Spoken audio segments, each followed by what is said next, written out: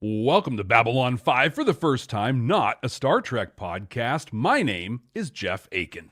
And I'm Brent Allen. You know, Jeff and I are two veteran Star Trek podcasters who decided that we needed to correct a mistake. We didn't watch Babylon 5 back when it came out. And here we are 30 years later, visiting this very old show to see how well they do something that, you know, we think all sci-fi shows should do. And we were so captivated. We fell so in love that we continued that journey with spin-off shows, books, and now the movies, the final movie for the first time. Our note says for me to say, and just like always, we'll be searching for those messages, but I'm going to change that up a little bit, Brent. Yeah. For the last time, we're going to be searching for those messages, those mirrors to society that are held up, those things that science fiction can do better than almost anything else out there. Yeah. Sci-fi does this, not just Star Trek, right? Because it's not a Star Trek podcast. It never was. Let's get into this episode where we're going to go watch this episode. Hey, listen, if you guys are joining us for the first time, great time to be joining us. Welcome. Every episode is somebody's first episode. What's getting ready to happen is Jeff and I are going to watch the movie Babylon 5, The Road Home right now. Right now, if you're hanging out with us on YouTube, stick around because you're going to get to see Jeff and mine's reaction as we watch the video, the film, the movie, the thing. Yes, you're going to get to see our reaction as we watch the film. If you want to see the full unedited version of that reaction, head over to our Patreon page at patreon.com/Babylon5First. You do the thing, and I think you're telling me to do the thing. Well, I was doing this, and I was like, oh no, I'm supposed to say Babylon 5 first, not the other one. Like darn it, I cued him. Stop. Right. All right, here we go. If you'd like to see the full unedited reaction, you can head over to our Patreon page at patreon.com/Babylon5First. If you're listening to us on a podcasting app, we are going to meet you in the future. Here in just a few seconds, we will have watched this movie, and then we're going to share our first-time reactions, and we're also going to talk about any of the messages that we uncovered. Brent, let's take the first step on the road home. Let's do it. Oh, looks good. At the dawn of the third age. No, you know what? I'm sorry. The only thing that saves that is knowing that this is animated. Agreed. Because that looks like season 1 CGI. Oh, I don't think it looks like season 1. I just think it looks very animated. You know what I mean? Right. But like, I would have sworn that this was like a live. I know I've said animation, but I was like, wow, that's really bad computer graphics there. And I was like, oh no, this is supposed to be animated. I'm sorry. Yeah, it's actually good, like cartoony animation, which is what we're looking for here. Right. A proud moment. A powerful moment. Is that Lockley? Trying to place the voices. I'm just giving up because I know they didn't go for voice matching. Right. Like the one guy who got the style, the essence, the guy, whoever's doing Jakar's voice, it sounded really good. I'm sure we've heard Dylan somewhere. I wasn't able to catch that. I think she's the one that said we were there. Yeah. They're waiting for us. You know, having seen Bruce Boxleitner very grayed out, seeing Sheridan, who's still dark-haired, is... I'm not having this conversation. All right, just a quick check-in. Yeah. Where are you at on the animation style? I don't care. Okay. It's not my favorite. No. They look way off of their real life counterparts. Agreed. Like they just don't even come close to looking like their real life counterparts. And the animation style looks, honestly, it looks hand drawn, not computered to me. Like this looks 2D hand drawn to me. That said, I don't care. Like I'm good. It's okay. It's animated. I like animation. So that's fair. How about you? I'm stuck a little bit. This reminds me of later 80s cartoons, like some of the heavier sci-fi, almost heavy metal, you know, and some of that's in earlier 80s, but some of that sci-fi-ish animation that came out back then. And so, and a lot of that was not good. Right. And so I'm stuck. Like I'm in a place where I'm like, okay, I'm going to appreciate it, but I definitely have a callback to some of that 80s and 90s stuff that came out. Before you start again, let's look at this picture. Okay. All right. All right. Here's what I'm looking around the people that we're seeing here. Okay.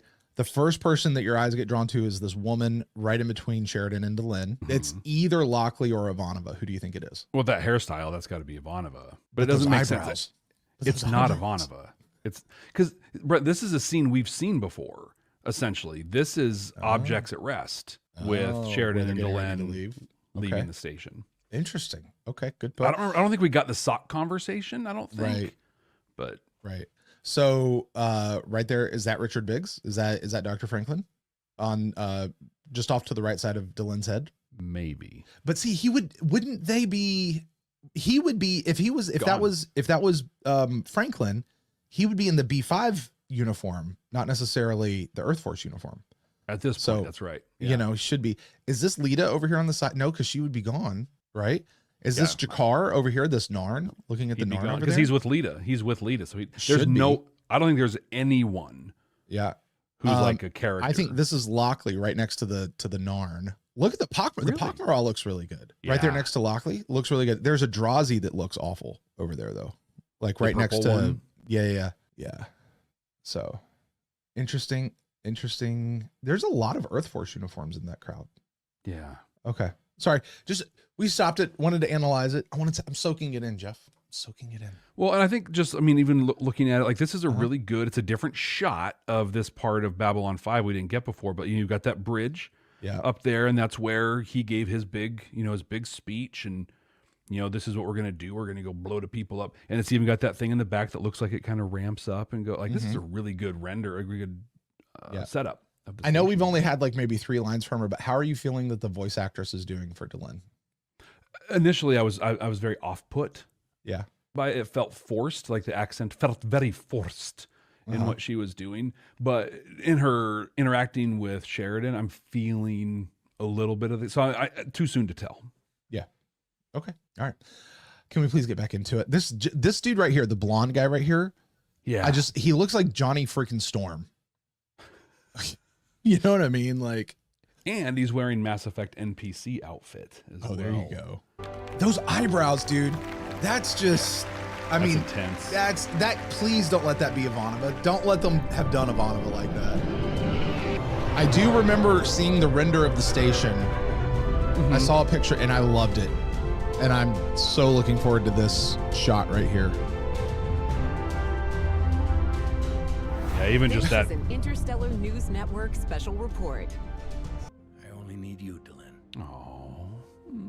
You're my universe, the brightest star in my sky. They're still the best couple in all of sci-fi. I love you too. Jeff's like, Just Gideon and Lockley, man. Like. Now get ready. Oh, and I brought you a present. I was a lot more excited when they consummated than I was when this group consummated. Woohoo! Say that much. Oh, she got his socks. Oh, here's the timey thing. All right, here we go. Tachyon surge. Chronotrons. Jump gate looked better in Legend of the Rangers. Wow, it looks very She-Ra. Thank you for coming, Mr. President. I was told that Satai Delenn would be joining us. Satai She's running Delenn. behind, but she'll be here before we're finished. She's still Satai? Good. Thank you very much. This way, please. He's like cycling back in time like by seconds right now. Mr. President? Or he's seeing the future. And then coming back to reality. Yeah. Either way, it's like a record right skipping, behind you. but just skips once. John Sheridan, no stranger to time travel, immediately knew what was going on. Okay, the president grabs his heart, goes over, and only one person rushes to him. And only rushes to say, are you okay? We should get help. You should get help. Everybody's just staring at him. What kind of energy does this facility use? It was in the release. Nobody reads press releases. What's the damned energy source? Here it is. Tachyon. There it is. Oh, crap. You got it. High five. When we travel in time, Excuse me, Jeff. we pass through great waves. It's Athras. Tachyon Athras! impulses. It's where that ends. Michael O'Hare. You can become Sinclair. unstuck in time unless there is anchor. These will keep you from drifting. Also, protect you. Okay, that voice as well. Yes. Terrible harm. You have to turn off the system. Once it starts, it cannot be terminated until it reaches full. Then get me out of here before I... Before you what? Lizer, it's hit. John! No! This is from War Without End. We've seen this part. You might be so dead on with just traipsing through the moments. Okay, hold on. I want to track what's happening. Okay, so Sheridan in War Without End has his little anchor. Yep. And he gets hit with tachyons that we didn't know where they came from. Correct. Right? Right. And what this is telling us is that the tachyons actually came from this moment in the future from the Minbari Power energy plant thing and hit Sheridan, who has this leftover tachyon disruption from when he experienced it at War Without End. And so now it's causality looping back on itself, which I love. I love Right. that. And so that, because he had this experience, that's what makes him susceptible to the tachyons, because now we're dealing with time. You actually now have an effect preceding a cause. Hello, Samantha Carter. You have the effect preceding the cause, right? So is that what you're tracking as well? Okay. Yep. Yeah. So it links everything together. And we're also just getting that.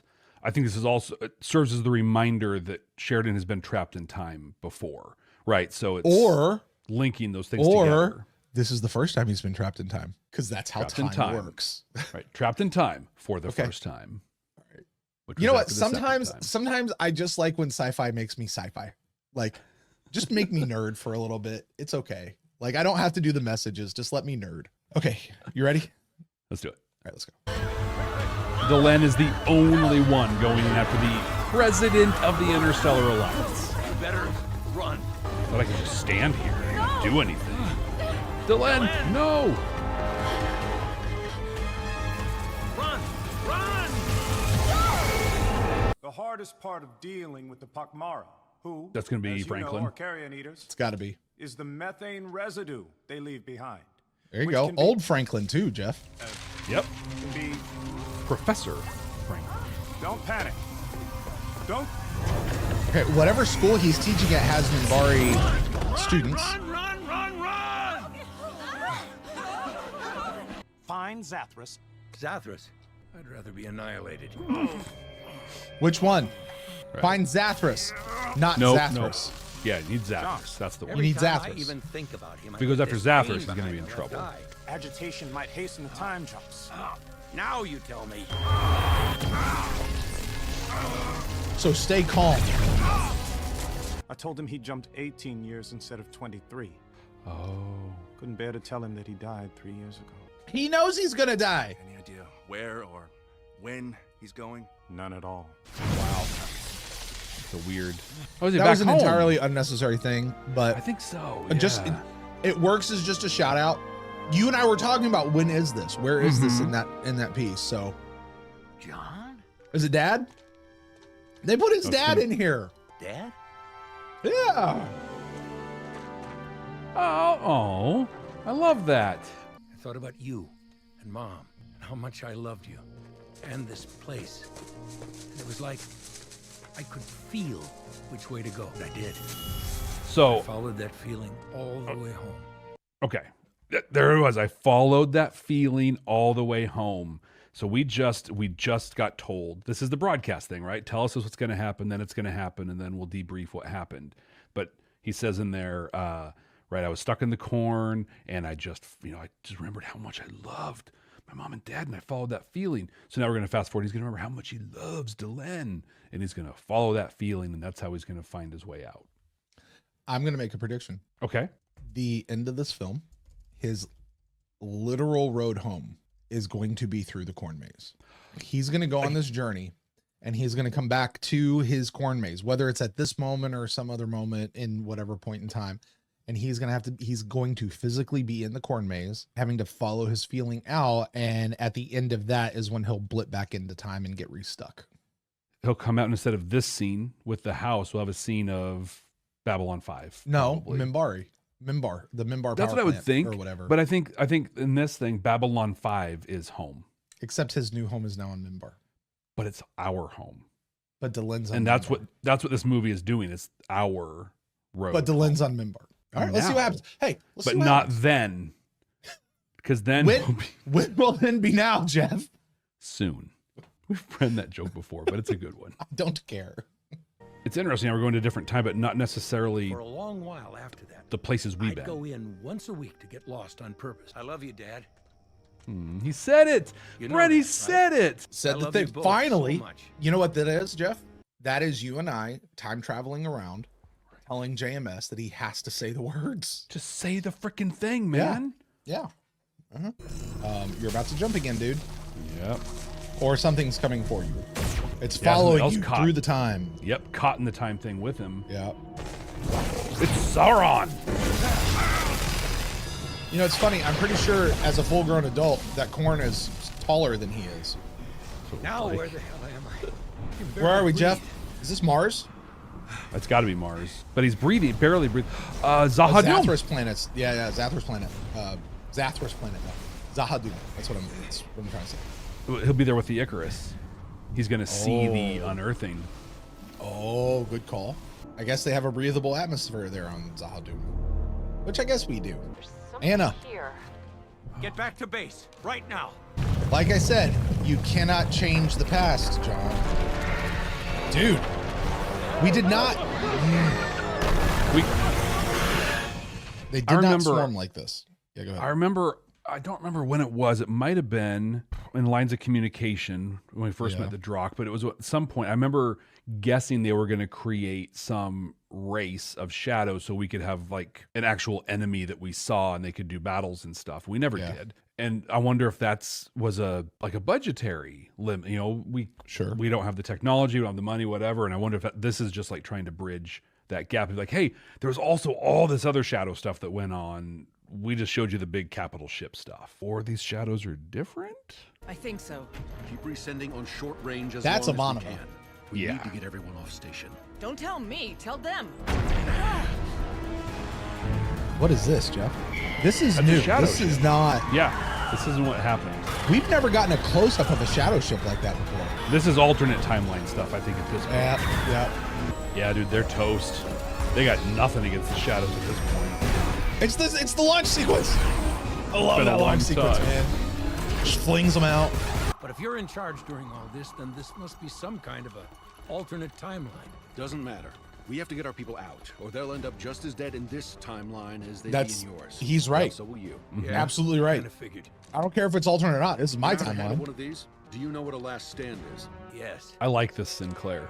Yeah. This is a Sinclair who's very, He just very joined. confident in his command. Frankly, it's probably the You've best fought these Sinclair we've things seen. before. Is there any way we can stop them at close quarters? Yeah, Sheridan's not reacting to them like they're different. So I think this is just like the other shadow stuff we didn't get. Dude, the station self-defense weapons, man. We didn't get enough of that in the show. Which I understand because it had to cost a fortune. But you do it once and just replay the scene. Hashtag Stargate SG1. We saw this. This is the other timeline that we saw in the video. This is Babylon 5. We are under attack. We need ships to pick up survivors. This is the future that could be, they said, right? Yep. If you can hear my voice, we need help From Babylon Squared. to save them. Yeah, This is Babylon Alliance Squared if they Station didn't do all Babylon this 5. stuff. They're all over the place. They're killing us. Punch him in the face. Right?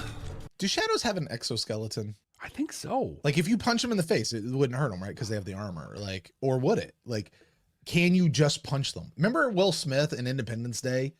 Yeah. Like, when he got inside the suit, he just punched him, knocked the dude out. Like, could he? Well, in Stormtroopers, you punch a Stormtrooper, it knocks him out. And you saying that though just made me. I'm connecting some dots on this.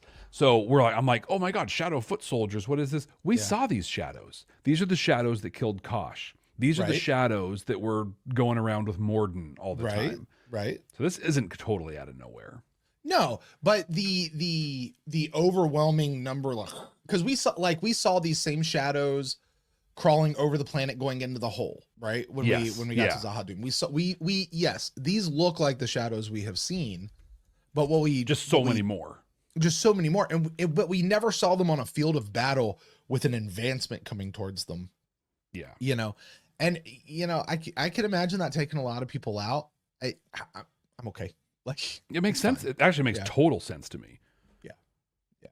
It's like, oh, the shadows are awful because they have these big ships that just blow stuff. No, they're doing a lot more than that. Yeah. Yeah. It's actually a lot more like the Reapers in Mass Effect. Damn it. Oh. My sights. Freezing his neurons was quite unnecessary. We are agreed that we're in season 1, Babylon 5 time frame. Yes. Why are Lita and Jakar doing anything together right now? They had an interaction where he asked for her to make babies with him. Mm-hmm. And then they didn't talk again until season 5. And they told us that they didn't talk again until season 5. Mm-hmm. And she wasn't on the show. She wasn't on the station. Right. Which she got pulled in. Alternate timeline. I'm just saying, like, what we're seeing here is what we know as end of season 5 in this universe happening 4 years too soon. Mm-hmm. Yeah. And why would season 1 Jakar offer to sacrifice himself for anybody? Right. Right. I mean, his people, yes, but not if there's other people too. Right. Unless this is Alita and Jakar from another alternate timeline that got pulled into this one. Maybe. I'm going to go with that as my headcanon to make this work. Oh, just help me pull the damn switch.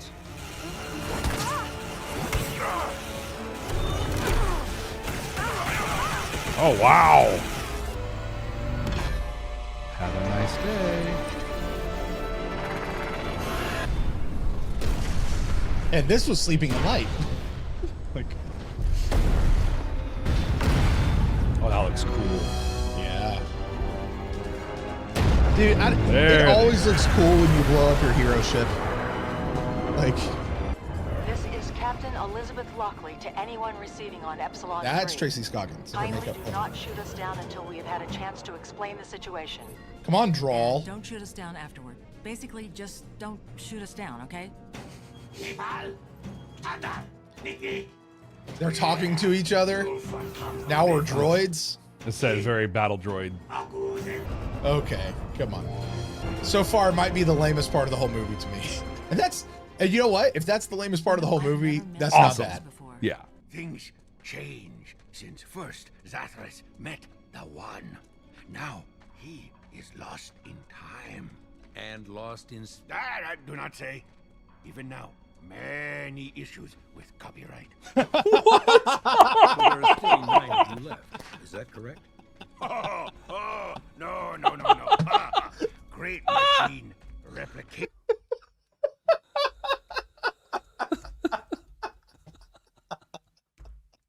That was incredible. That was incredible. JMS, well done, my friend. Well done. Beautiful. That was great. Oh, man. Editing note, get this clip and put it out on the socials. Oh, my word. That was good. Replication system has been very busy. Uh-oh. Behold. How many? How many, Jeff? Zathry. He said the Zathry. So the official plural of Zathras is Zathry. You have heard of Big Bang? Yes. This will be Big Silence. The end of all. You know, I just came here for a... So, sorry, I have to interlope on this one. The concept that they're talking about here, I totally get. I'm with them, right? The taking it and spinning it to make it to affect the story, there's the entire fiction that comes along with it. Yes, right. That's the stretch. Because it's almost like I'm going to take this line that I got from a scientist, and then I'm going to extrapolate all this other stuff, not being a scientist. Mm-hmm. You know what I mean? And it's kind of like, no, but also we can't prove it, so I can't tell you you're wrong. Exactly. Yeah, it's like, okay, I mean, if this is the way you're going to roll with it, at least you're laying out how we're going to roll with it. Yeah, and you know, quantum physics only suggests this; it doesn't tell us that. So whatever. Anyway, but still, sorry. But science fiction, so it's okay. So you know, it's hard for doctors to watch medical shows sometimes. Exactly. I'll leave it there. All right, here we go. Quantum probabilities bend to your quantum perspective, Shadowborn, was great part of your life. Interesting. You are drawn to what you feel, drawn by your. That is Jeff. I'm fully going to congratulate JMS here. One of the problems I have always had with alternate reality timelines is the way that whole idea works is of all the different variations that you could have out there of timelines, very few of them would actually be super close to where you are. Oh, they'd be so different. They'd be so different. So getting into science fiction where we find all of these ones that are like ours, putting that in there, that because this is your reality, those are the ones that you get drawn to, and the observer affects the observer. So you pull those into you. That I like that. It makes a lot of sense. Any science behind that whatsoever, but I love the explanation. I've never heard that before. I love it. I love it. I'm going to run with it. I want to say it makes sense to me. That's real science is what that is. Stay back! Sure. The best way to have somebody stay calm is to keep yelling at them, stay calm. Works all the time. No one listens to Zathras. That guy did a great job with Zathras. Okay. Earth or Minbar? Let's go Earth. Anyone there? Over here, Captain Sheridan. Oh, Yolando! Out of uniform, I see. They're going to destroy Earth? A Vorlon planet killer is moving into position. So they decided to use something that will take less energy because it's only 1/4 the size. Mass driver. Hurling the moon. It's 1/6 the size, not 1/4. Sorry. JMS, you get the expert's right here. Should have considered. Sorry. That's cool. Yep. Yeah, that's super old school animation right there. Kind of chunky and everything. You know what? Considering JMS's history with He-Man, She-Ra, Real Ghostbusters, and that was his animation day. Yeah. This makes all the sense in the world that this is the animation style they use. Oh. Stay back! Don't look at me!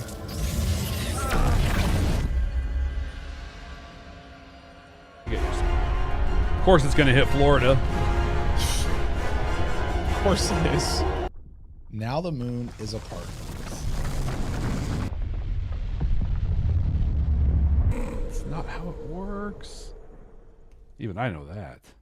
That's literally how planetary bodies come together. Like, that's how planetary bodies are formed, is by stuff like that colliding. Although something of that, I don't know what speed the moon was coming in at. Right, true, yeah. Great Council? What the hell is We're at this? the end. We're at the Where Empress. did the stars go? The observer affects the observed. How many times we're going to Without say the that in this film? observer, there cannot be the observed. That is the secret. For now, you are that observer. So nothing is out there until we go look at it. And if I die, Everything dies. Yes, everything is possible. And that is the glory and wonder of mortality.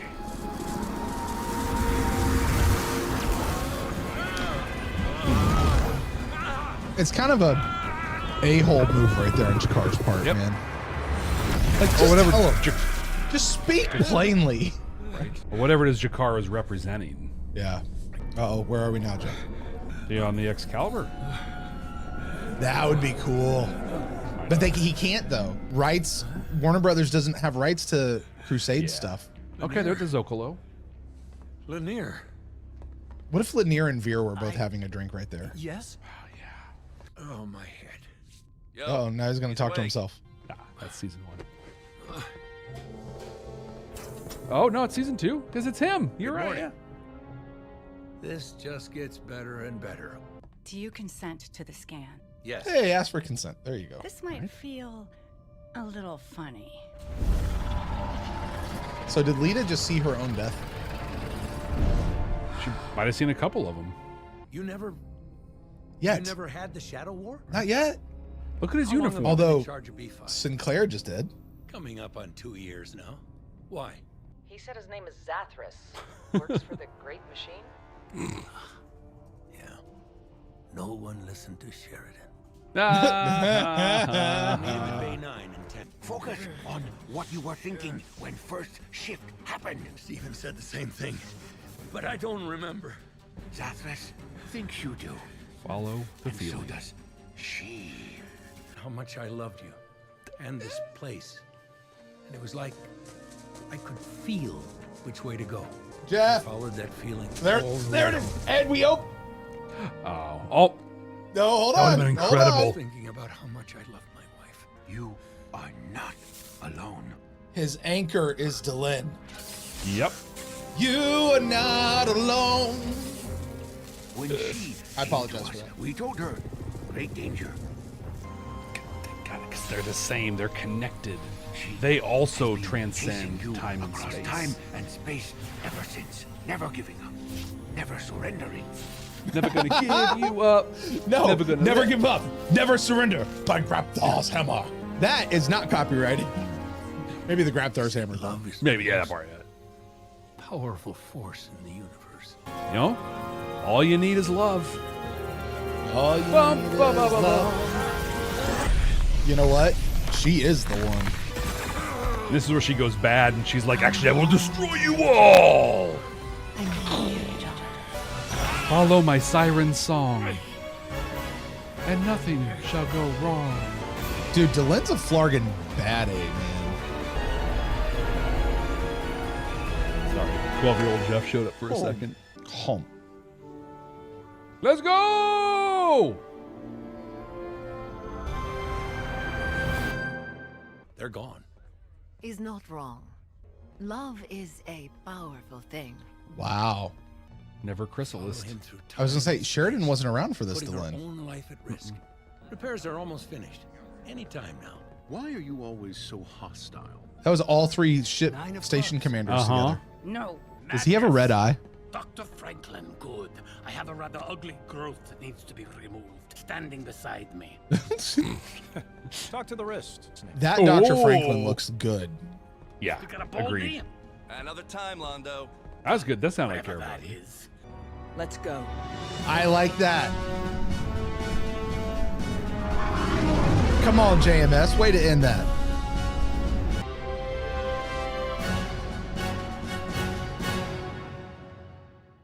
All right, Brent. Jeff. We just watched the road home. We did. We are home. We made it through. What are your first thoughts on it? You know, Jeff, I was realizing in the middle of watching this that you and I don't know if this is an advantage or disadvantage. All right. Okay. We are in a different place with this than the first ones, the fans who watched this during the P10 days, or even the ones who caught up, you know, in the intervening years. Mm-hmm. They waited years and years to get something. Babylon 5 goes offline. Occasionally you get a little movie here and there. You get this little blip of Crusade, and that was kind of fun for, you know, the 6 months that it lasted. And then, you know, you get a pilot. Oh, we're going to try another pilot, see if we can't get another show. Okay, that doesn't work out.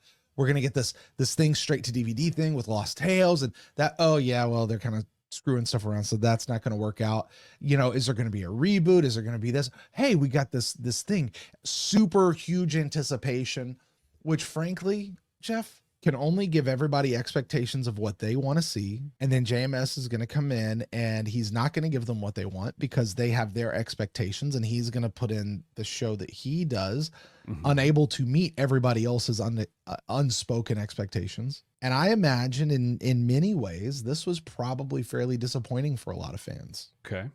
You know, just by that nature, like it's so hyped up, so whatever, so everything for it. Ideas of what it could be and their idea, you know, what people would blame me for. It didn't meet their it's not expectations. what you thought it was going to be. Yeah, so you didn't hate like it and you judged it, right? Like I can imagine that's the case. All right. I hope that people were able to also set that aside when they saw what it was and be able to interact with it on its own terms for what it was. Mm-hmm. That being said, you and I just rolled right into this. Yeah. Everything's fresh. It's a part of the deal. We knew that we this were was out watching there. Babylon 5 a matter of hours ago, you know, relatively. Exactly. So it's exactly. like, So you and I don't have the anticipation for this film that they did. You know, I didn't have time to build it up in my head. And for many, like I said, I can imagine this is a disappointment.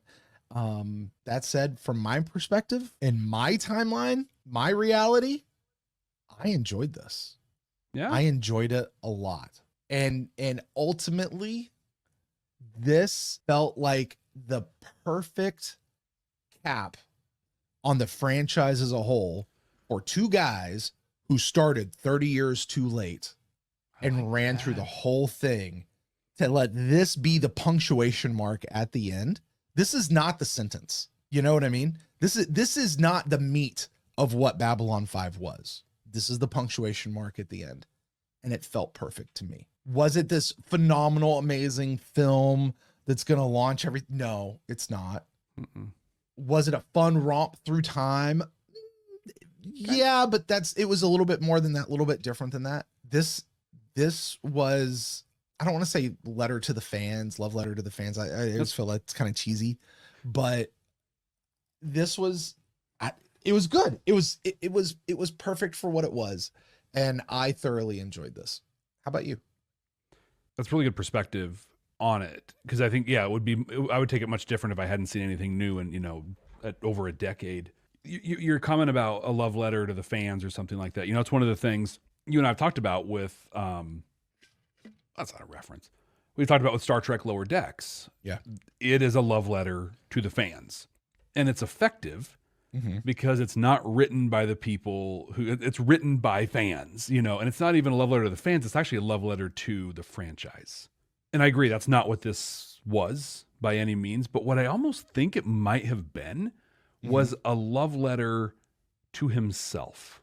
Ooh, what you and I know, and we'll talk about here in a couple of weeks, having read Becoming Superman, is Joe Straczynski went through literal hell to make this thing happen. And that culminated right in a title card at the end of an episode that we watched a couple months ago. Hey, to those who didn't believe. Right. But there's so much more to it than that.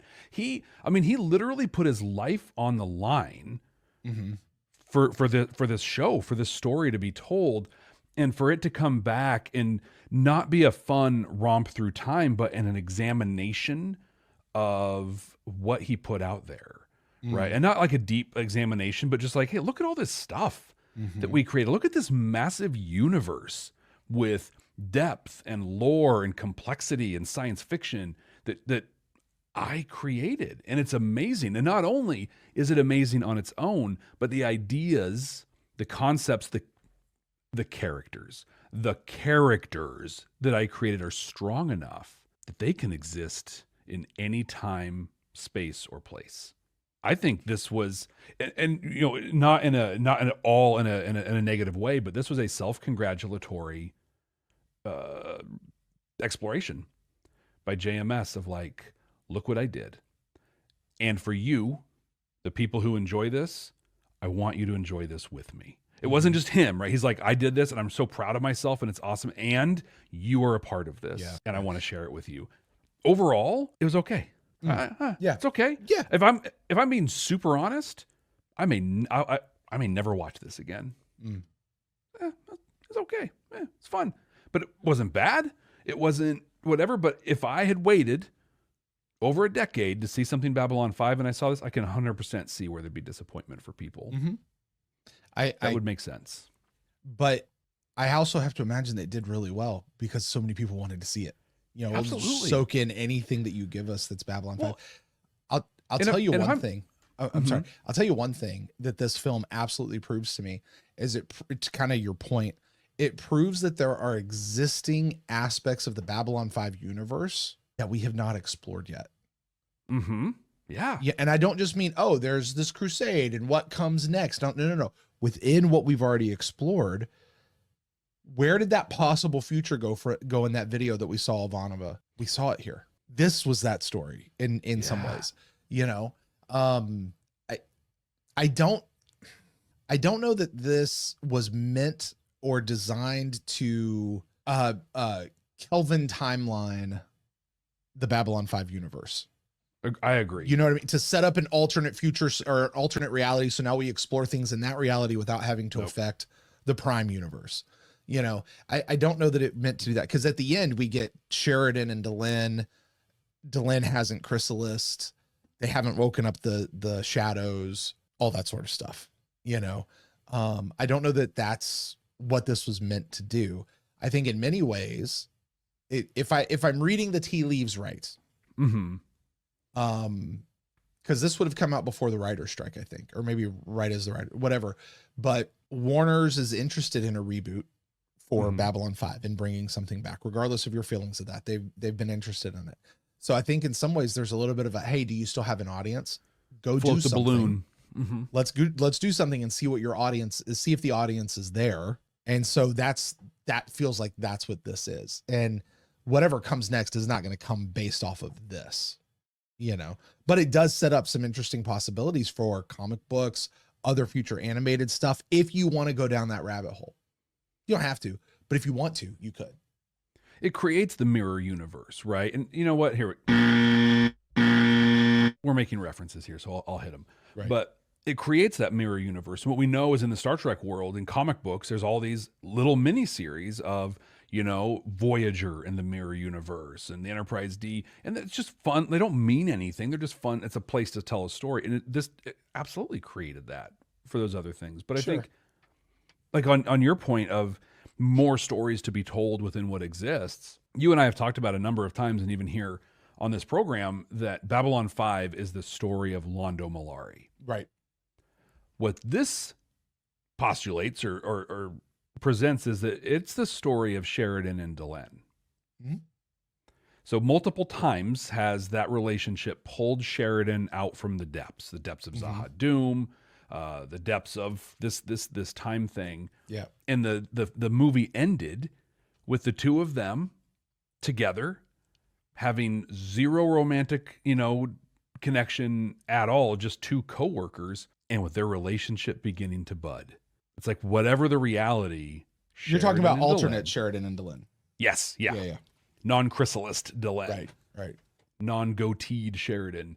But yeah, it's like regardless of the reality, they are two forces that come together, and those two forces together literally change the galaxy. Right. I have a criticism though. Okay. And you and I talked about this during the run of Babylon 5. And it really, I was thinking this the entire way through. So Sheridan gets hit with these tachyon things. He starts blipping through time, right? He starts blipping through time. Love is the thing that brings you home. There's this thing that's chasing him, and turns out it's Delenn that's chasing him. And she is what pulls him back in, right? But still, after all this time, Delenn is shunted as Sheridan's wife.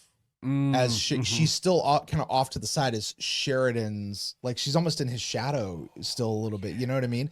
Because remember, like there was good, strong strength Delenn, but the further we got into things, the more Delenn just became Sheridan's wife.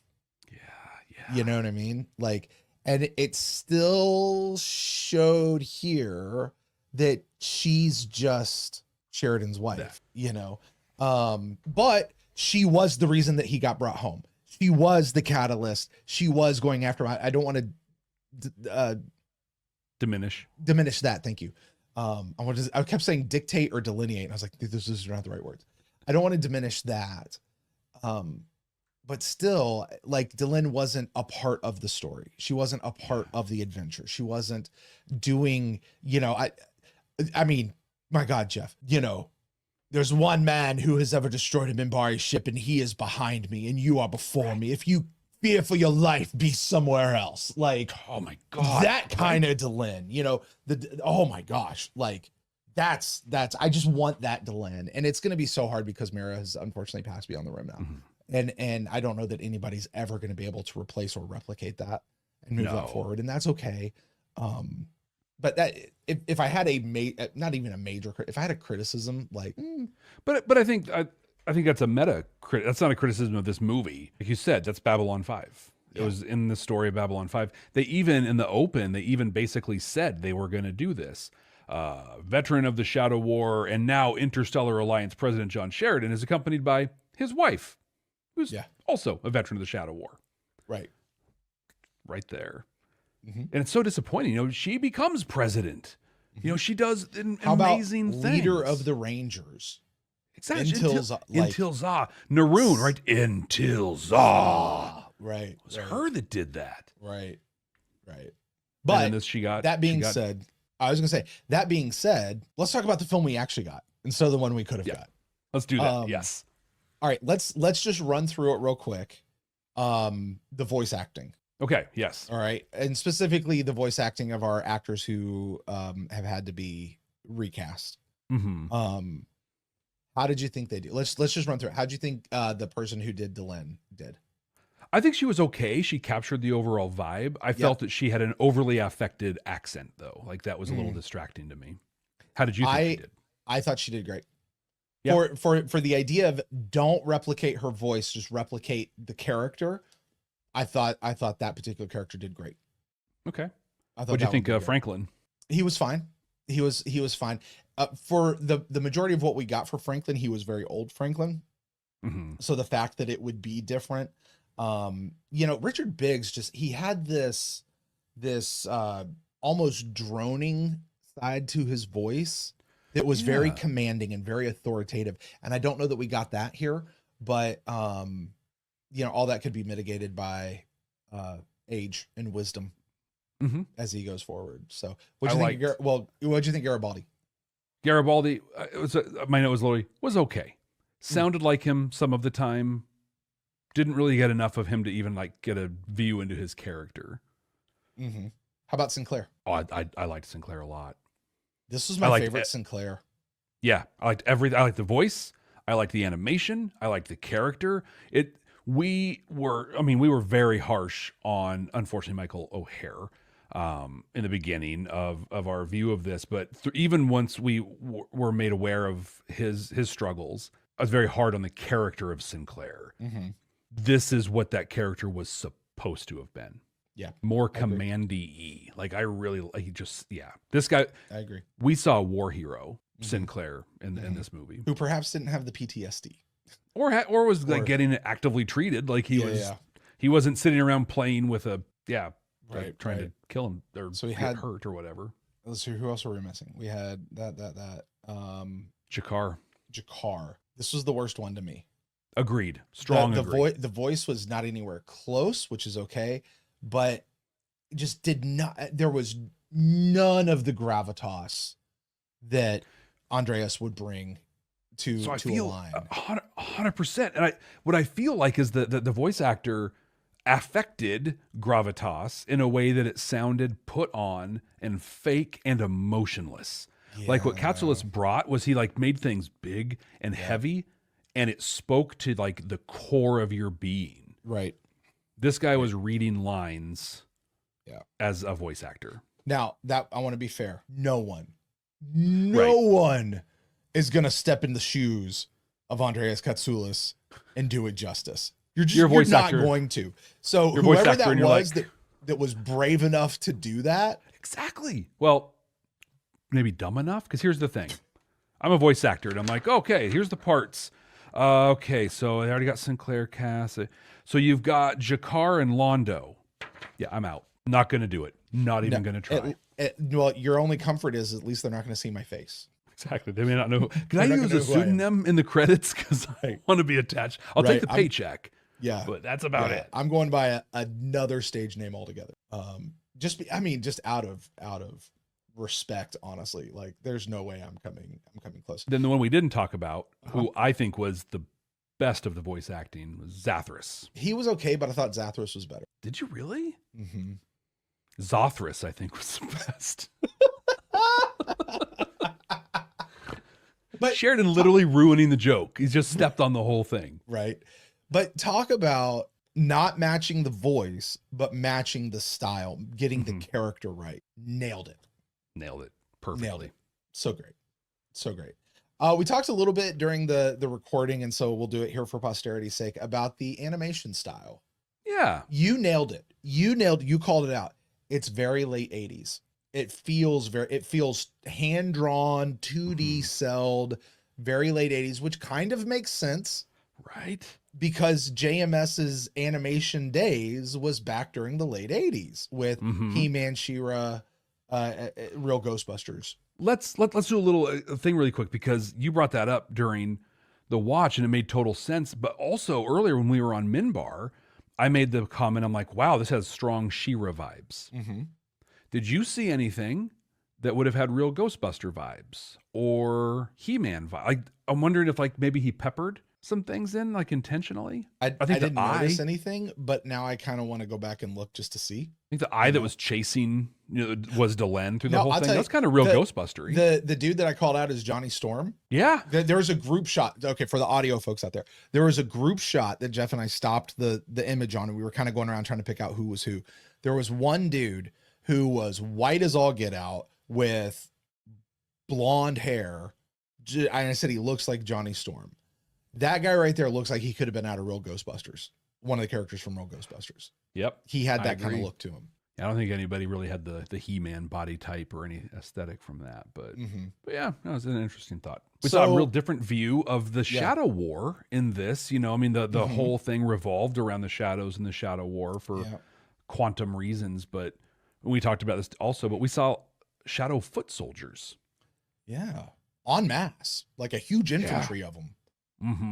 Which was a little, it was a little jarring to me as a viewer, because it's not anything that we really got, not on a field of battle. We saw the shadows and kind of en masse, like running around Zahadum. Like we saw that. We saw them with Mr. Morden. They went and we beat saw up the Kosh. couple of them, but we never saw on a battlefield in formation, perfect lines, running forward with shields and almost a phalanx type thing. Like we never got that. And I never had that impression of the shadows, that's how they operated, because the shadows always operated by getting other people to fight wars. They instigated it with others. They didn't necessarily always do it themselves, although they certainly went around stirring crap up too. But so that was a little jarring, but also I get it. That makes sense. We can do it here for cost-effective measures.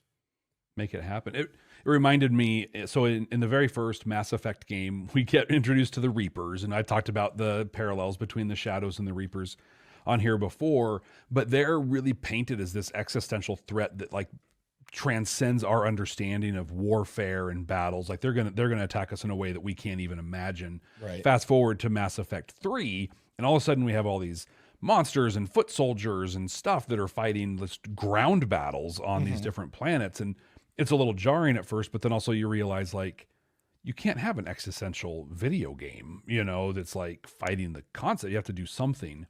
Right. I feel like this is a similar thing. In one hand, it made sense in that like you're going to fight some conventional battles. There are these little shadow people that are shadows doing stuff, but much like the Mass Effect 3 Reapers demystified the Mass Effect 1 Reapers, I feel like knowing there's foot soldiers with like these Akaridian shields from 3 Below, like they kind of demystified the shadows as well. Right. And they make sense. Both. We learned a few things, Jeff. Yeah. Well, like because we've had this conversation. I feel like we had this conversation more than once during the run of the show, but we now know canonically the plural of Zathras is Zathri. And that Zathri are connected across time and space. That's a little weird. That's a whole lot of Zathri out there. Lots. That's a whole lot of them. With the Great Machine replicating them at an alarming rate, we should be worried. We made, I tracked them. We made 8 time jumps. Okay. During the whole time. So the first time jump was to the future. Okay. What we learned was 23 years into the future with Dr. Franklin. Post. And that was the first time. Yeah. That was the initiation of the drinking game called The Observer Affects the Observed, which, by the way, I'm wasted from that game. Oh, my God. Time number 2, we went into season 2 of Babylon 5 on Earth with Sheridan's dad, which we talked about it during the thing. He said the words to his dad. Yeah. Finally. I love you, Dad. I love you, Dad. Oh. Say the words, folks. Say the words. And time jump number 3 went to Zahadum with the Icarus. He saw the shadows awaken. And time 4, This is our first alternate timeline. We went to season 1, Babylon 5. We saw Babylon Squared as if they did not go and get Babylon 4 and make all this stuff happen. So we saw that piece. Time number 5. But specifically with that, in Babylon Squared, we saw a video of that reality. Ivanova, and we were just told it was a possible future if XYZ didn't happen. Well, it's not just a possible future, it's actually an alternate reality, and we went to that alternate reality. It's the multiverse concept, right? That it's not a possible future, it's a future in a different place, time, space, all that stuff. Yeah. Time number 5 was when we saw Zathras. We were on Babylon 5 with Lockley, and they went down to the Great Machine. In 6 was a very alternate ending. This was on Earth with Londo and Ivanova when we lost the Shadow War. And they used a mass driver to throw a moon that in this reality was a quarter the size of Earth, not a sixth, and threw it into the planet. Yeah, that was. And then the planet exploded. Which doesn't happen. Not usually. Time number 7 was interesting. It was almost, it wasn't necessarily a time or place. He just kind of went up to the rim, you know? Yeah, that was very, it was very weird. It was felt very, we're in limbo. Yes. You It know felt what I mean? Matrix, Matrix Revelations, or was that the third one? Whatever the third, Matrix 3, when he talks to the architect. Like you go to this weird in-between place, the architect tells you all the stuff that's going down. In this place, they just happen to be in this like almost liminal space with Jakar. You know, the manifestation of Jakar telling him. I mean, no, I guess that's not a good example. Yeah. In that time, I had a thought that I took down. I'm curious what you think. I get why they had it be Jakar, you know, the relationship, and you know, if that was a Katsulis doing that, it would have been amazing. Should that have been Lorianne? Yes. Yeah. Yes. That's exactly who that should have been. And then the final time jump. And by the way, he confirmed confirmed for us that Jakar and Lita did reach the rim. Yes, that they actually went beyond the rim, saw what was going on out there. Yeah. Which means the Jakar that we saw in the movie that shall not be named had been beyond the rim and back. There you go. Which is another reason to not like that movie. Are there any of those time jumps you want to talk about or dive into at all? Not necessarily, just because it was the story, but there's an aspect of it I do want to jump into. The one where we went to the alternate season 1, right, where the shadows had come to Babylon 5 and were destroying everything. Again, we talked about this during the reaction. For our audio listeners, I want to make sure we get it in here. There was something very weird about that, though. That's right. Because this is an alternate timeline in season 1 in which the shadows come to Babylon 5, right? And we say season 1. I mean, I don't know when that actually could have been. Sinclair could have stayed the commander in that reality of Babylon 5 for a very long time. But we know Garibaldi had the shorter hair. So exactly, and I think it was the years 2257. I think when that happened, we know it was that because we saw it happen in season 1, Babylon Squared. Like it took a real moment that we know to have happened. Right. But that moment that they saw in Babylon Squared could have been from a future, could have been from the alternate timeline's future. Okay. Yeah. Because I remember they had 10 days. Like it was 10 days for, if we don't do you're something. Right. Never mind. Okay. So take out what I just said. You're right. So, but anyway, on that ship, Alita and Jakar show up all of a sudden. And this Lita and Jakar were very clearly the Lita and Jakar that went off at the end of season 5 to go gallivanting around the universe. Absolutely. Now you can tell me they weren't, but that's who they were. Which the only way that makes sense is if that Lita and Jakar were an alternate Lita and Jakar who had come to this alternate timeline. We're also traveling through all the stuff. Yeah. Yeah. Or maybe that was our Lita and Jakar. Well, no, because then they got blew up. So they can't, but yeah. So it was an alternate Lita and Jakar from a third alternate timeline that had been pulled into this alternate timeline. And that's the only way that makes sense. I agree. Yeah. Yeah. It was nice to see Lita still as a badass though. Right. Doing stuff. And that's the thing, that Lita that we saw was a post Byron Lita. Yes. Like that's how we know that it's from there. Cause that's a post Byron Lita. She had her bad A stuff going on. She had her confidence. She was cracking jokes about it. That was 100%. That she never had prior to. I liked, well, also in that, Sinclair, we talked about how this was the best Sinclair we've ever seen. Agreed. Yes. And absolutely. I think my favorite part about this Sinclair was when he meets Sheridan, who's time hopping, and he's like, tell me who you are. You've got 15 seconds or whatever. And he's like, I'm from an alternate timeline and we've got to get here and we've got to, and he goes, that doesn't matter. That doesn't matter because this is my timeline and this is this is my real timeline. Your timeline is the alternate timeline to me. Like, that doesn't matter. We've got to take care of this now. And I loved the decisiveness, the clarity, like all of that. I loved that coming out of him for Sinclair. Yeah, it makes me hungry for what could have been, right? To have that Sinclair through season. And we got glimpses. Absolutely, we got glimpses of that, but it would have been great to have that character through all of that. But hey, that timeline is just as, because how often have we seen a sci-fi episode where we interact with an alternate timeline and we're very okay letting that timeline get destroyed or letting that timeline get completely jacked up just for the sake of saving our own timeline.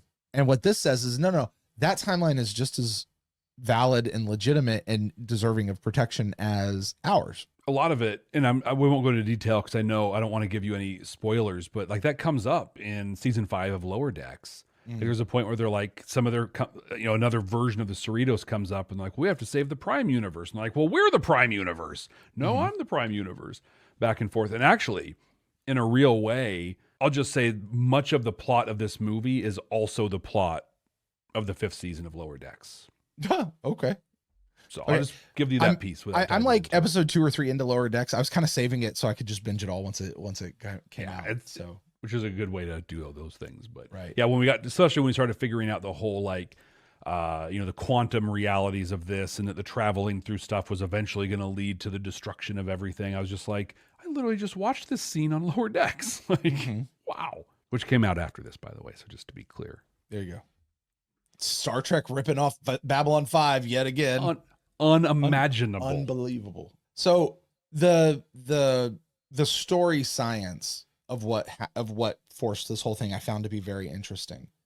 So Sheridan, old Sheridan, having in his past become unstuck in time during the World War Without End incident, left him susceptible to tachyon energy. Yes. Would kind of screw around with him. As he gets older, he encounters this tachyon energy from the Minbari energy plant that just came online, and he gets knocked out of time. He gets unstuck in time now as an older man, but turns out because of the way all that works, that is actually the event that unstuck him in time during the War Without End, which we never knew why that happened in the first place. And so what we have here, and I love this, what we have is an effect preceding a cause, which is something that Dr. Sam Carter talks about in Stargate quite a few times. Exactly. But it's the effect preceding the cause. I love that. And again, it goes to my whole thing that time is a closed sphere and all points are happening at the same time. So I love that. Like, that tracks with everything. It does not, that loop is not a paradox to me. It works 100% of the time. I love it. Love it. And I got to say, you are famously anti-time travel stuff. No, I'm anti-changing time travel stuff. Which is what time travel TV is all about. I know. You can't do it because it's be so boring. Like, well, we don't have to do anything because we can't change the past even if we tried. So we were always here in every iteration of this. So let's just see what happens. That's why I think it's a big deal that, like, especially when pseudo Jakar or whatever was breaking stuff down, you were just like, yeah, like either yes, that makes sense, or that may not necessarily make sense, but there's nothing that disproves it. So okay, it impressed you, and that's a big deal. Sure. I have a final note, okay, which is just possibly my favorite part of the whole movie. Yeah, because Jeff, what have I always said? If you can make me laugh, you've won me over. And the best part was Zathras and Sheridan walking down the time. And he's like, yes, you have become unstuck in time. or lost in time. And Sheridan turns around and goes, and lost in, and Zathras goes, no. Even here, copyright is a very big deal. Can't say lost in space. This is so great. That was such a great, it's so funny. literally the only thing that would have made that better is if it was Lanier who said that. Fair. Not the copyright part, right? Zathras doing it, but he should, if he had the Sheridan line, that would have been saying the lost in space. Yeah. That would have been great. That was it. I mean, we had to pause the video for a moment just to collect ourselves. I don't know why that hit me as so funny. I snorted. I was laughing. You snorted so bad. I hope, Jeff, that people who have seen this movie before now, who just sort of rolled over that part and didn't think it was that funny, watched it with us and now appreciate it on a whole new level. I really hope. They're like, hey, this movie's amazing, actually. Right. It's so good. Right. Watching it with Jeff and Brent was so much better than watching it by myself. So I hope that's the case. We're like that.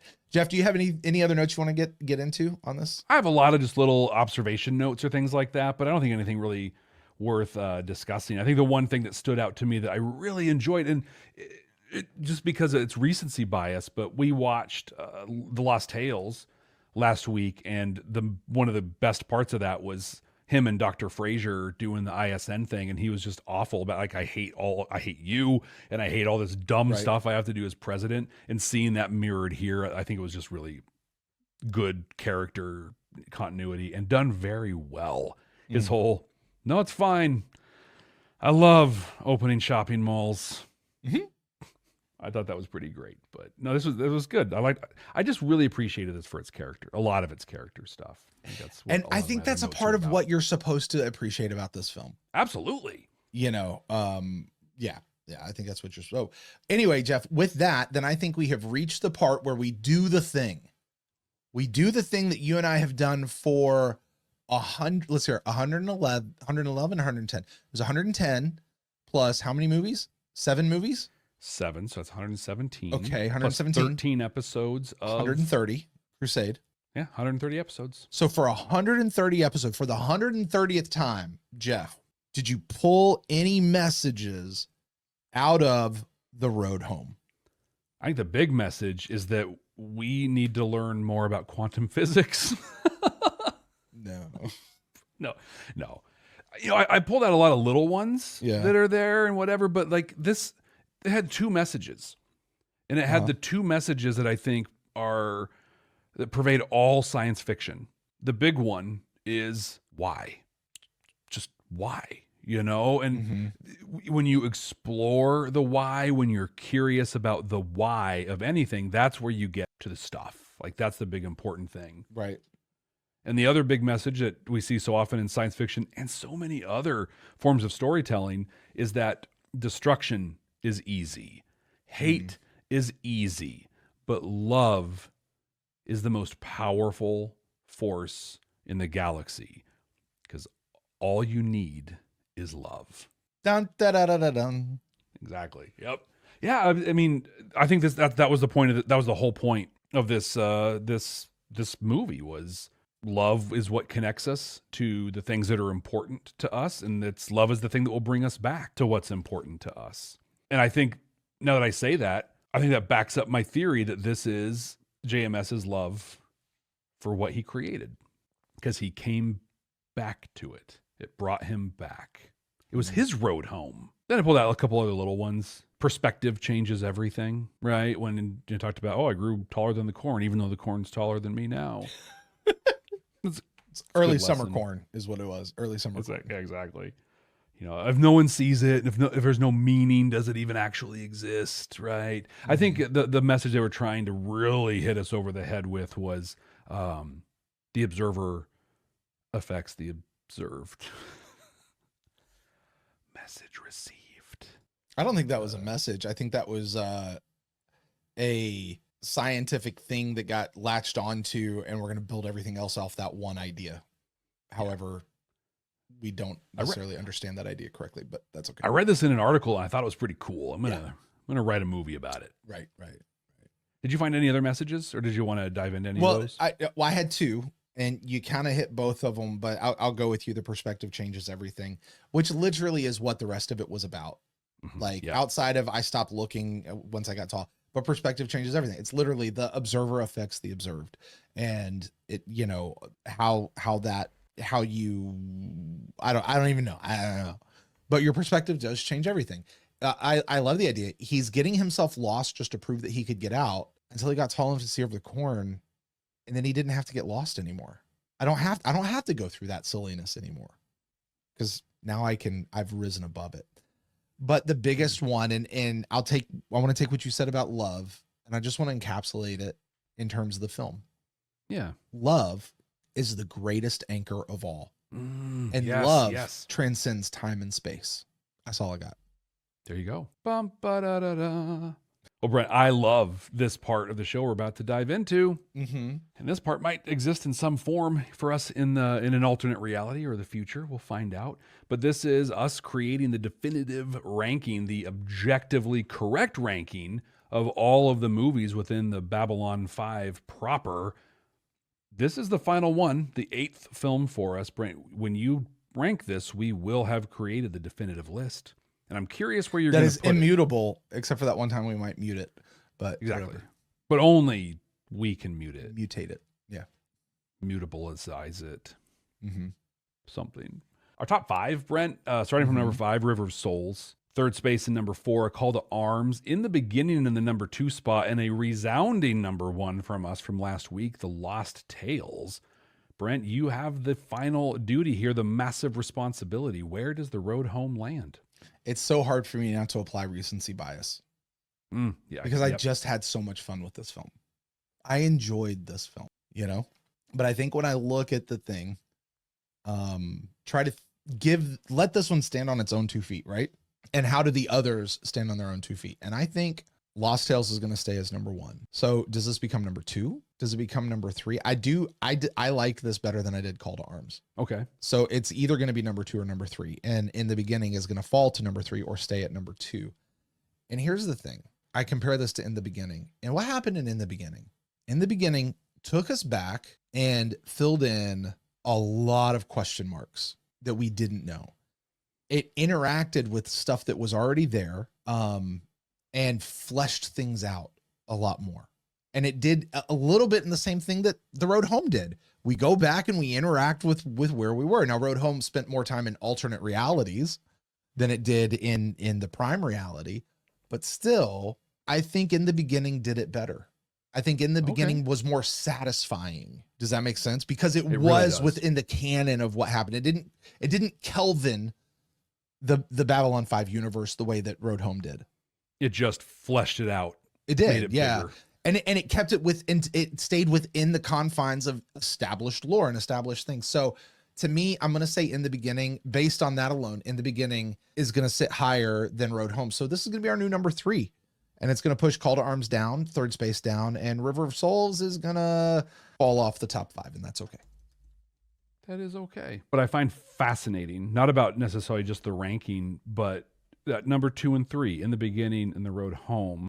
And then if we add that to our other season rankings that happened, the most pivotal moment in all of Babylon 5 was the trilogy of Babylon Squared, War Without End 1 and 2. Because In the Beginning happened in the space of War Without End, right? There was this other stuff that was going on. And then this was the piece that made so much of that happen. And we saw Babylon Squared, the other piece. That is the pole in the tent. We can sit here all day and talk about Severed Dreams, and all the other incredible episodes out there. But those 3 episodes are Babylon 5. And I'm okay with that. It's not a bad set of episodes, man. Nope. Well, it just shows how rich they are, that they can create this much more content, connected to it. God, it's just brilliant. Yeah. Jeff, before we go, our friend Ben over in the chat, who's watching, hello to our council chambers who are over there. He says this about this, and I think this will we'll put a cap on this whole thing. Ivanova's line at the end, sorry for the delay. Life got in the way. Felt like JMS apologizing to the fans for how long it's taken to get this out. And I will continue with that with what she said afterwards. We're back online and we're here to stay. Yeah. Jeff, I know you don't want a Babylon 5 reboot. I don't know that we need a reboot, but I know I want more Babylon 5. I want more here, and I want it to be here to stay. And so whatever's going on in Hollywood, whatever's going on in TV, get your figured out, and let's get back to some good writing that JMS has planned for this. Absolutely. And let's make it happen. Let's do it. That's my final word on Babylon 5. There it is. Let's do it. I think that's it. What did they say? Let's go. Let's go. Hit it. And Brent, let's go. Past the road home. Aww. We're closing it out. Aww. And this is normally where we would play our game, guessing what's going to come up next week. But you know what? You know what I'm going to do? Let's do this. Okay. We play the game where we guess what the next episode is going to be about. Mm-hmm. Viewers, listeners, ooh, I want you to guess what's going to happen in next week's episode, because next week we're going to wrap up the entirety of Babylon 5. We're going to talk about the episodes, the movies, the crusade, about all the stuff, the interconnectivities and the everything about it. We don't even know what we haven't talked about. We're going to talk about it yet, but all those things. So if you're on YouTube, make some comments down there. If you're listening to us on a podcasting app, there's a link in the show notes that lets you, I think it says you can text us or whatever. We also have an email there. We're also on the social media. But what do you think we're going to talk about? What do you think we're going to like? What do you think we're going to say we were wrong about or whatever? You get to guess. What are the things that stood out to us the most? Because that's certainly what we're going to be diving into. Yeah. I can't wait. And I can't wait to read the things that you think we'll talk about and what we'll think and do. It's going to be a lot of fun. And we'll get to do a lot of that right here next week. Brent, we're done here. We're done. Finito. This is where we always wrap up and I say thank you, but I honestly want to stop and just there are a number of you. We just said 130 and then episodes, but then we had our wrap ups and stuff like that. So let's just say 135 episodes, and many of those well over an hour. So many of you have spent all of that time with us. Some from close to the beginning, some crammed it all into a couple of weeks and some superhuman feat. I don't have the words to express just I'm getting emotional, how much it means to me that you all did that, Yeah. Brent, we started this whole thing on a lark. It was just dumb project. We were going to let's watch Babylon 5 and talk about it. All we were trying to do is just let's document it. Let's document a journey. That's all we were trying to do. 110 episodes and we're out. Let's give ourselves an excuse to keep watching this thing, because we got to show up and record every week. And then all of you showed up, and it never, I am going to cry. It never stops blowing me away that we've met so many of you and that you're here with us as we watch this show and talk about it. And so just thank you. Yeah. Thank you for being here with us through all of it. It literally means the world. We would not be here if it wasn't for you guys. Exactly. We wouldn't. We might not have made it 110 episodes if it wasn't for you guys. Exactly. And we certainly wouldn't continue going if it wasn't for you guys. All of you on YouTube, all of you on the podcasting apps out there, all of you on Patreon. Yeah, we wouldn't be here. Jeff, so much life has happened in the last, what's it been now? 2.5 years, 3 years almost? Yeah, almost 3 years. It'll be 3 years in May for us. Yeah. So, so much of life has happened. You guys have shared your lives with us. Jeff, think of all the emails we've gotten of people sharing deeply personal things. Yes. Literally marriages restored through not you and me, but just this thing. Through all of it. And by all of this, the community, babies, the stuff, born, everything. People have passed and gone beyond the rim. My father being one of them. Mm-hmm. Huge life changes happening. Entire construction projects. Right? Life. Neither you nor me nor our homes are the same as they were when we started. No, they're not. And we're all here together, and we've done it together. And you know what? In the words of Ivanova, we're back online and we're here to stay. I mean, we're not some deep space franchise. This station is about something. I had a kind of funny thing, but I feel like that was the way to end it. if we went and did the joke would be stupid.